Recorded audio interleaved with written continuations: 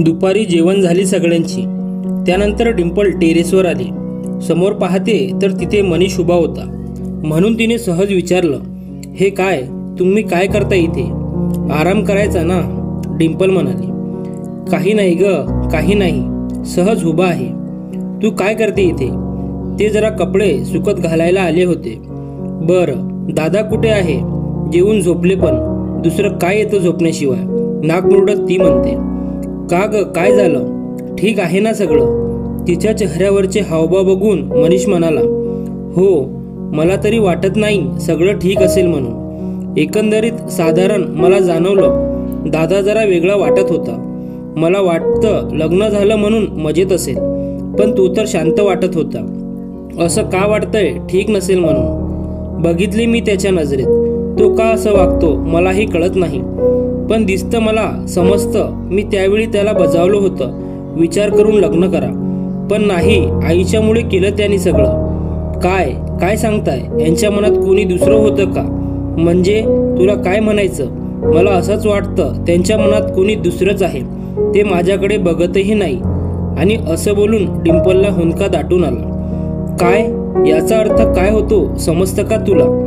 हो, मला समजते, म्हणूनच मी सांगते, आज 3 महिने होत आले लग्नाला, अजून त्या माणसाने साधा स्पर्श नाही केला भाऊजी। रडत रडत ती ओघात बोलून गेली, पण तोंडातून गेलेले शब्द परत येत नसतात। अगं काय सांगतेस काय तू? हा असा वागतो तुझ्याशी, आणि तू असं कसं सहन करतेस? तू सांगितले का आईला? थांब, मी त्याला विचारतो। नका नका, तुम्ही असं काहीही करणार नाहीये। अगं तू का असे वागतेस? तुलाही काही भावना आहेत, याला का सहन करतेस? भाऊजी मी खाली जाते, मला हा विषय नको आता, असं म्हणत ती खाली निघून गेली। मनीष मात्र तिच्याकडे शून्यात बघत राहिला। काय हा, अशी सुंदर छान बायको एवढी चांगली मिळाली सतीशला, आणि तो का असं वागतोय? मला तर खरंच वाईट वाटतंय त्याच्याविषयी। सतीश ऑफिसमध्ये बसला होता, कामात काही लक्ष लागत नव्हतं, विचारांचं थैमान डोक्यात चालू होतं। आपण का ही अशी चूक करून बसलो आईच्या सांगण्यावरून? नाही, असं नाही करायला पाहिजे होतं मी यार, खूप खूप घोर चूक आहे ही। मी अपराध केला आहे आणि याची शिक्षा डिंपलला मिळत आहे। बिचारीचा काय गुन्हा होता, तिने माझ्याशी लग्न केले, शिट यार। आणि आता कांचन आली तर मी तिला काय उत्तर देऊ? नेमकी ती वर्षभरासाठी लंडनला गेली कामानिमित्त, आणि आईने लग्नाचा घाट घातला इकडे। माहीत होतं कांचन पसंत नाही येणार घरातल्यांना, ती जरा मॉडर्न विचारांची होती।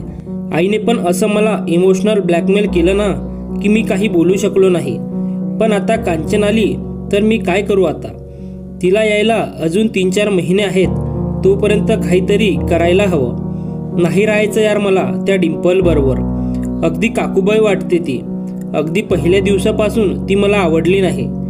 पण आईबाबांना सांगणार कोण?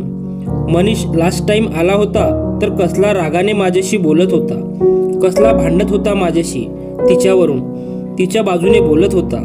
म्हणे तुला लग्न करायचं नव्हतं तर सांगायचं होतं ना, एखाद्या मुलीचं आयुष्य का उद्ध्वस्त करतोस तू? अरे किती चांगली मुलगी आहे ती यार, इतकं वाईट वाटतं तर कर ना तूच तिच्याशी लग्न। माझ्या डोक्याला ताप का? याला काय सांगू माझ्या मनात कोणी दुसरंच आहे म्हणून?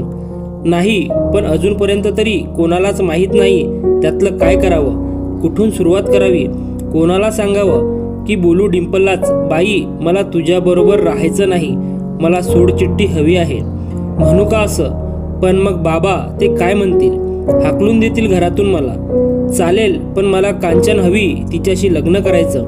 हा ठाम विचार मी त्या दिवशी केला असताना आज ही वेळ आली नसती। कांचन यार, कधी येतेस तू?